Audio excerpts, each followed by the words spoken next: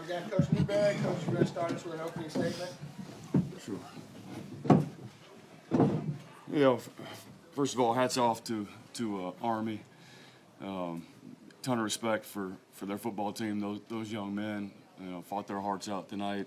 Ton of respect for their coaches. Coach Munkin does a great job there, and I've got friends on that staff. And it's the only bad thing about this game is somebody has to sing first. And I think anybody watching that game, if you're an American, you're super proud of what you saw on the football field. And I know I rest easy knowing that those are the young men that are going to serve and lead, in our armed forces. And super proud of our football team.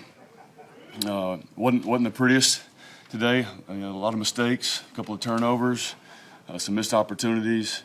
But really, really proud of our guys for finding a way down at halftime. And we've been in that situation before, and our guys didn't flinch. They kept battling and found a way to get it done in the end. So just overall, extremely happy for our players, and really proud of our football team, and to back-to-back 10-win seasons for the first time in school history. Been playing football around here for a long, long time, so that's a big deal.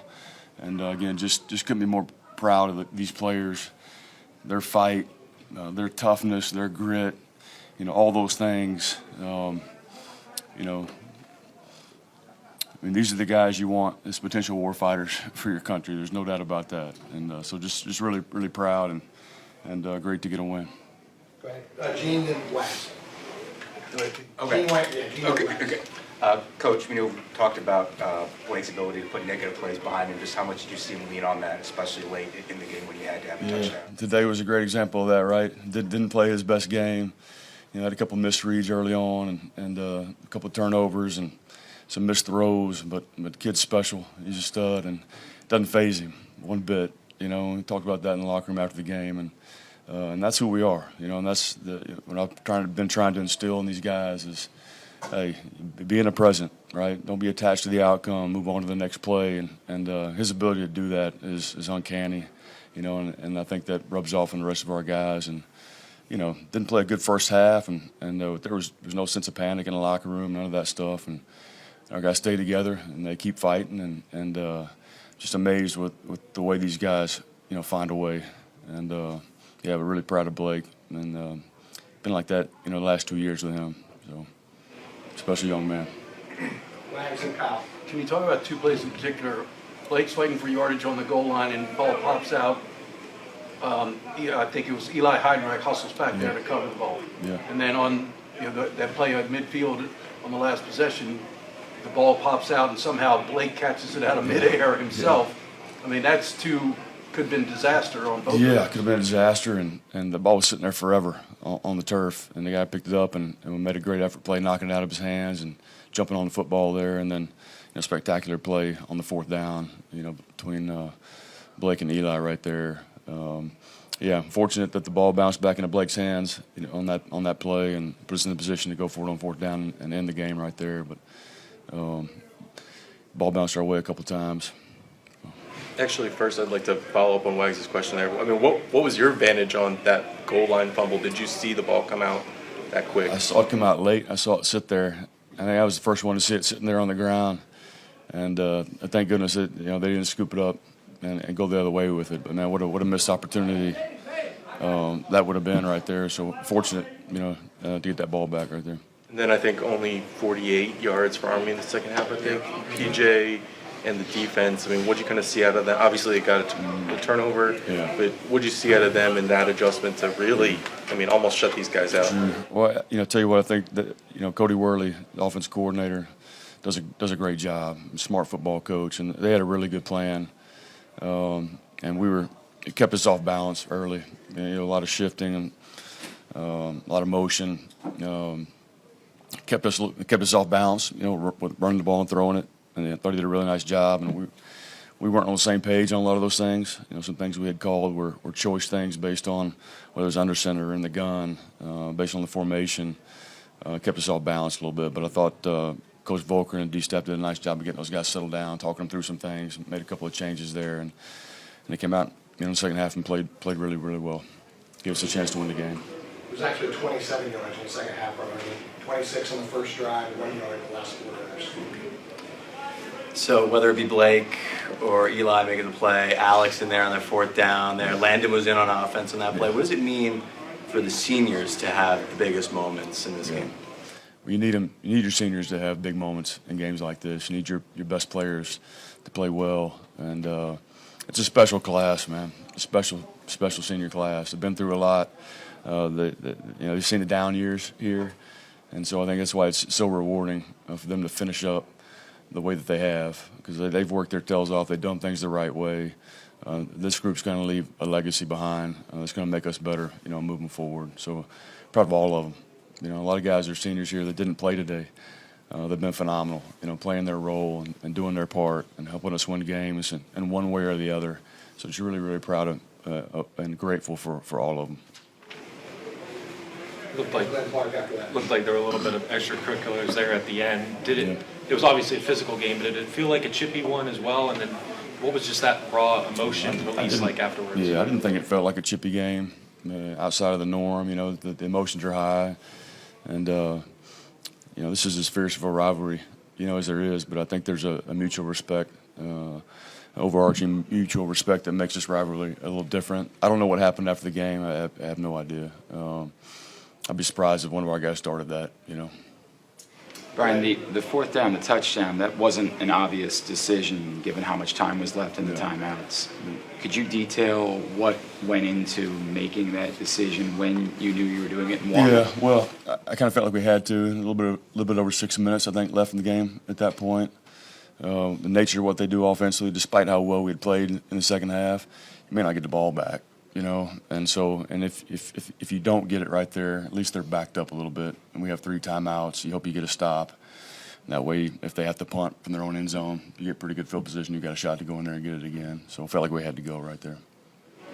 No, the distance really necessitates a throw if you decide to go for it in that situation. But given how Blake had been throwing in the afternoon, what was your confidence level on his arm? And when you or do you, is that just the kind of play where you're like, I know you're going to deliver for me? Yeah, exactly.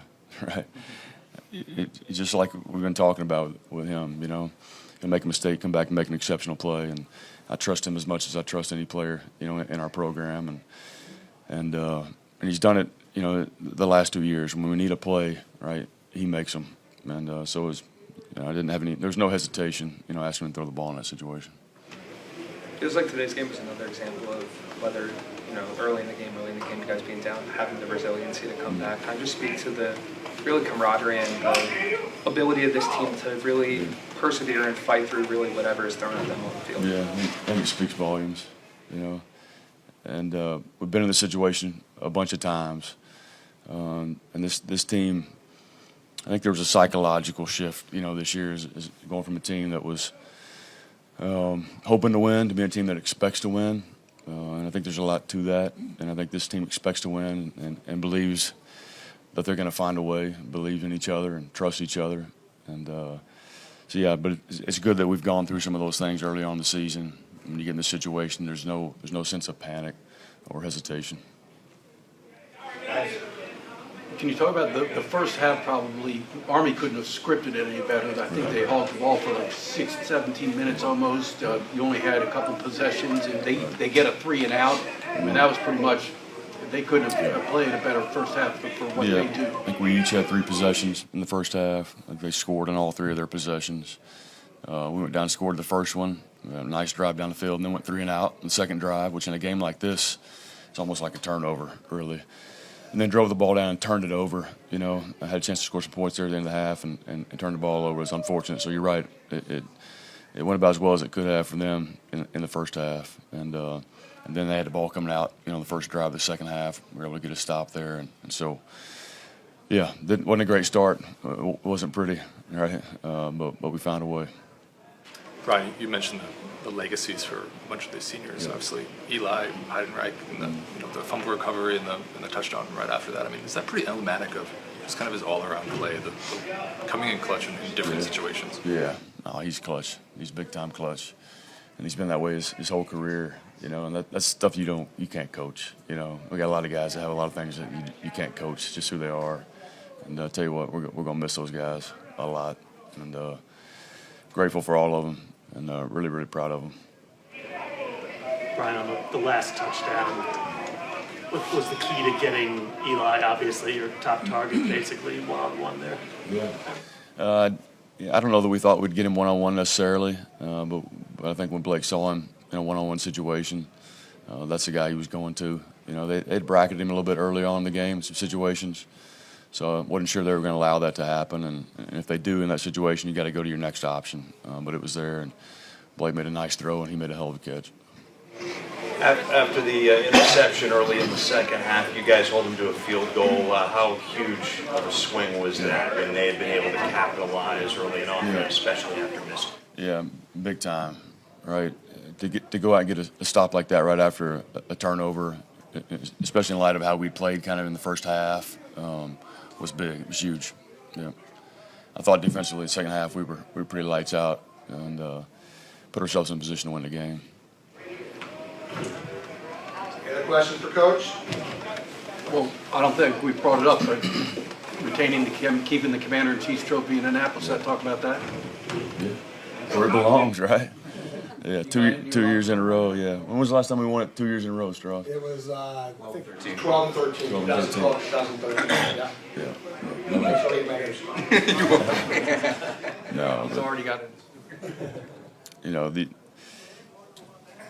biggest thing in our program is you know, it's a process-driven operation. You know, that you do everything you can to deserve victory. Doesn't mean you always get it, you know, and it could have gone either way today. And regardless of the outcome today, I'm proud as heck of these guys and this group and the season that we've had. But man, I'm happy as hell that we're keeping it in Annapolis. That's where it belongs. Thanks, guys.